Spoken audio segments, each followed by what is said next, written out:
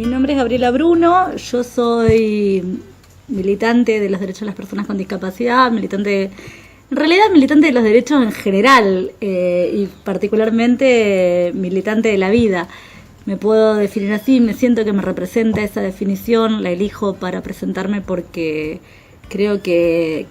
siempre reivindicar derechos y pelear por los derechos tiene que ver con el colectivo de la ciudadanía y que todos podamos vivir mejor, que todas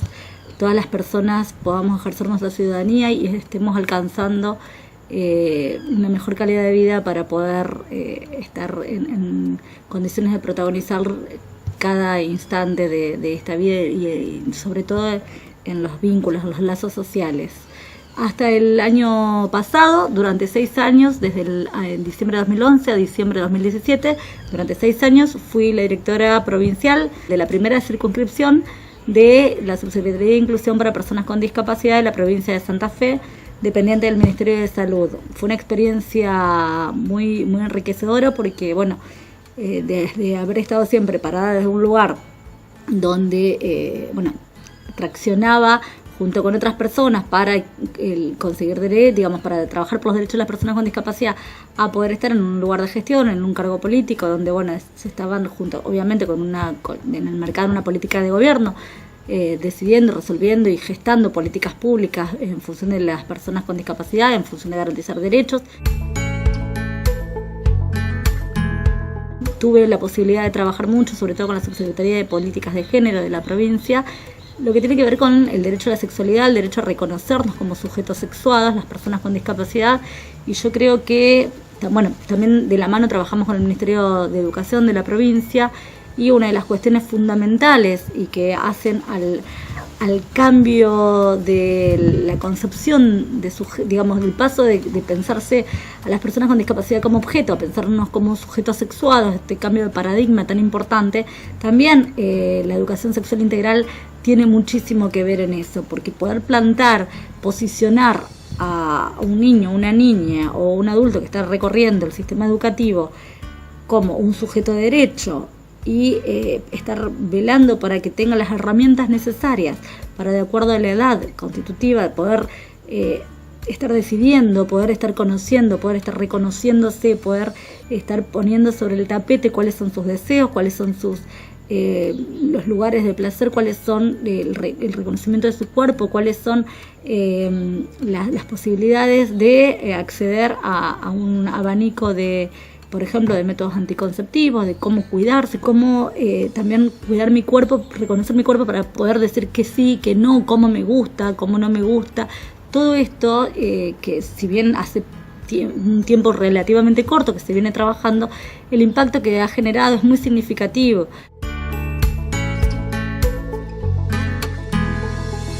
También se trabajó muy arduamente con las instituciones a las que concurren personas con discapacidad, tanto niños, niñas o adultos, y también se trabajó mucho codo a codo para poder ir hilvanando nociones y los conceptos que tienen que ver con la mirada de género, poder entender que una persona con discapacidad también tiene una elección sexual, también tiene esta cuestión de la diversidad sexual, poder poner en moneda corriente, ¿no? En el diálogo cotidiano, sobre todo con las familias, ha sido muy importante, porque por un lado tenemos la mirada profesional que históricamente tiene un correlato con el modelo médico rehabilitador y con un fuerte énfasis en tener una mirada médica sobre la persona y constituyéndola en paciente y constituyéndola en una porcioncita, que es una porción de la vida que queda ligada quizás a un diagnóstico, que queda ligada quizás a aquello que no se puede hacer de acuerdo a lo que se entiende, a lo convencional establecido. En cambio, poder abordar todo lo que tenga que ver con la educación sexual fue la posibilidad y la apertura y la forma de habilitar a que por un lado hablemos y por otro lado vayamos reconociendo a estas personas como a cada uno en su individualidad, como iguales primero, porque el gran tema de la discapacidad es, y lo digo incluso como persona con discapacidad, esto de ellos y nosotros, como si el mundo si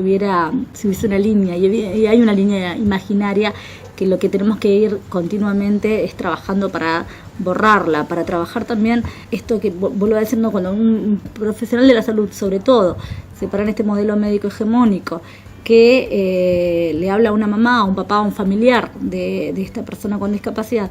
y le plantea, bueno, qué es lo que no puede hacer, qué es lo que puede hacer, también la intervención sobre el cuerpo. Digo, tenemos muchas situaciones donde las mamás, los papás o las personas que han quedado a cargo han planteado ligaduras de trompas, por ejemplo, en mujeres con discapacidad, anulando completamente la posibilidad de incluso dialogar y preguntarle cuál es su deseo, cuál es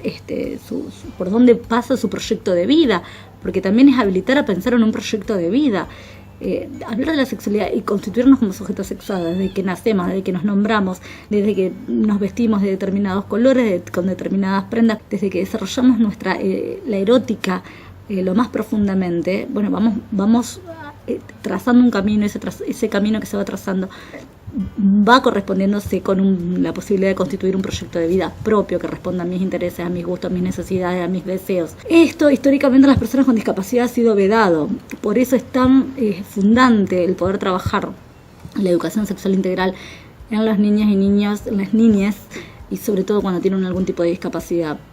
Porque también, bueno, en el aula están pibes que tienen discapacidad y pibes que no tienen discapacidad, entonces también esto pone en otro plano. De saber que esa persona también puede ser sujeto de deseo. Esa persona me puede gustar, me puede enamorar, puedo generar todo lo que tenga que ver con el sujeto deseante, con la movilización que generan las miradas, las sonrisas, el tacto, las caricias, el acercarse, el gesto de amabilidad y de una empatía que tenga que ver con un mimo y donde puedan sorprenderse mutuamente, estableciendo una relación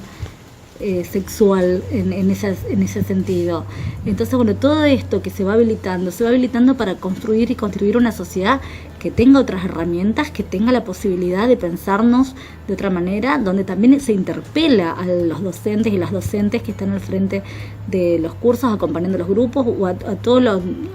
terapeutas y las terapeutas que también están en estas instituciones que antes nombraba, que son instituciones como centros de día, centros educativos terapéuticos, talleres protegidos de producción, espacios de formación laboral para personas con discapacidad. Bueno, y una serie de instituciones que también siguen siendo, más allá que se han ayornado y que vienen trabajando fuertemente por ajustarse a estos cambios de paradigma, a pensar el modelo social, a pensar en la diversidad funcional. Digo, también conviven estos dos paradigmas, entonces como cada vez vamos haciéndolo más consciente para que sea una decisión en cada momento, en cada situación, para no tener que decidir por otro. Digo, todo lo que del 2015 a esta fecha que introdujo el nuevo Código Civil es muy fuerte, porque ya no hablamos de inhabilitar a una persona como antes cuando se hacía un proceso de curatela, sino que se habla de restricción de la capacidad jurídica y se habla de sistema de apoyos. Al poder pensar en sistema de apoyos nos da un abanico de posibilidades, que ese sistema de apoyos puede ser infinito en cuanto a pensemos a cómo esa persona podemos y debemos, cada uno del rol en que estemos, sobre todo si estamos desde el Estado, estar pensando en qué necesita para poder llevar adelante sus sueños, para poder llevar adelante un proyecto de vida propio, no el que las demás personas que lo rodean eligen o deciden o piensan para esta persona. Entonces todo este juego de que es nuevo, que lleva 3 años, pero poder pensar en todo lo que tiene que ver con, por ejemplo, la figura de los asistentes personales. Las asistentes personales son una figura clave en poder acompañar el desarrollo de una persona con discapacidad. Digo, en una persona adolescente o adulta, como para poder estar apuntalando eso que quiere ser, eso que quiere conocer, ese mundo, ese horizonte que es necesario estar mostrándose, estar haciéndolo lo más accesible posible. estar generando condiciones de accesibilidad que no tengan que ver solamente con la accesibilidad edilicia para poder trasladarnos, que eso es fundamental para poder circular y para poder estar en el espacio público realmente, sino también la accesibilidad para, por ejemplo, una consejería de sexualidad, para poder conocer de qué modo puedo cuidarme, para poder conocer de qué modo, si elijo ser mamá o si elijo ser papá, cómo puedo llevar adelante ese proyecto también. Digo, cómo son los acompañamientos. También hemos tenido situaciones donde familiares o mamás de varones con algún tipo de discapacidad han decidido por motus propio hacerle una vasectomía, y yo ahí también me pregunto cuál es el lugar del médico, del profesional que no fue capaz de preguntar, o a la mujer que le efectúa una ligadura de trompas, o al varón que le hace una vasectomía por voluntad de una madre o un padre, cuál era el deseo o cuál es el deseo de esa persona. Digo, tenemos que trabajar fuertemente en eso. Entonces la ESI viene a poner la posibilidad de ser mella, de ser huella, de trazar otro camino, y es fundamental, digamos, si bien para el sujeto con discapacidad es sumamente revolucionario, porque bueno, es quitar de ese velo angelical, ese velo infantilizado que históricamente han y hemos tenido las personas con discapacidad, como estar corridas del lugar de sujetos deseantes, de ser objeto de deseo, de tener la posibilidad de elegir una pareja gay, de elegir una pareja de mismo sexo. Digo, son un montón de cuestiones que era como un tema que la diversidad sexual no entraba. Lo que nos permite es poder decir sí, entra, y entra desde todas las maneras posibles, de todos los modos posibles, como en cualquier ciudadano, en cualquier niño o niña, en cualquier persona, en cualquier vecino de esta ciudad que vive, transita, transcurre y le pasan cosas. Es habilitar a que nos pasen cosas por el cuerpo y poder reconocer esas emociones, esas vivencias, esa adrenalina, esa fuerza potente, vital, que nos hace único, que nos hace sentir y que nos empodera sobre todo, porque eso también es la posibilidad de cuando uno se convierte en un sujeto erótico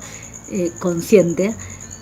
es una herramienta muy potente que justamente nos para en otro lugar, y eso lo tenemos que trabajar fuertemente con las niñas para que sea posible para todas y todas, y para también evitar situaciones de abuso, y para también que tengan herramientas para decir, como decía al principio, qué es aquello que me gusta, qué es aquello que no me gusta, qué es lo que quiero y qué es lo que no quiero. Entonces todo esto es muy arduo, y reitero, es en poco tiempo que se ha dado esta gran y enorme posibilidad, y que la tenemos que seguir profundizando. Y creo que lo que tenemos agendado para seguir trabajando desde Educación Sexual Integral en la provincia de Santa Fe es la formación de los y las docentes, para que cada vez tengan una mirada donde esté más corrida, justamente, por ejemplo, la cuestión del diagnóstico no sea un eje a trabajar, sino que me pueda vincular y relacionar con esa persona sin techo, con esa persona que tengo adelante, no importa cuál sea su condición, tanto si por una diversidad funcional o por una diversidad sexual o por la situación que sea, sino que pueda estar vinculándome en contacto, y que pueda de cada uno de esos sujetos sacar todo el potencial que tenemos, que tienen, para que el tránsito por la educación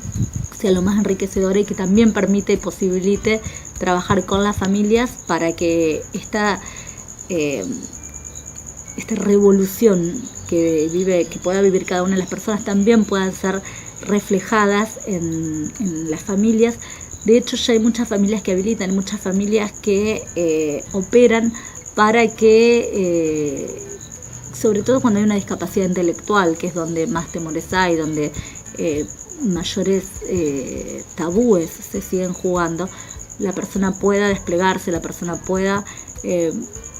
estar acompañada y tener la contención que requiere de acuerdo a la situación, pero permitiendo el error, permitiendo equivocarnos, permitiendo... Siempre a mí me llama la atención cuando muchas veces en entrevistas las mamás o los papás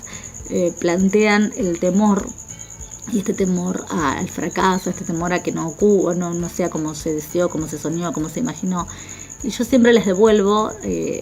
poder pensar que la vida es eso, la vida está llena de momentos donde las cosas no salen bien y como las imaginamos y las soñamos, un montón de otras donde no nos sale como queríamos o como lo deseamos, y de eso se trata, ¿no? Ahí está la fortaleza de la vida, y ahí está cómo hago experiencia de ese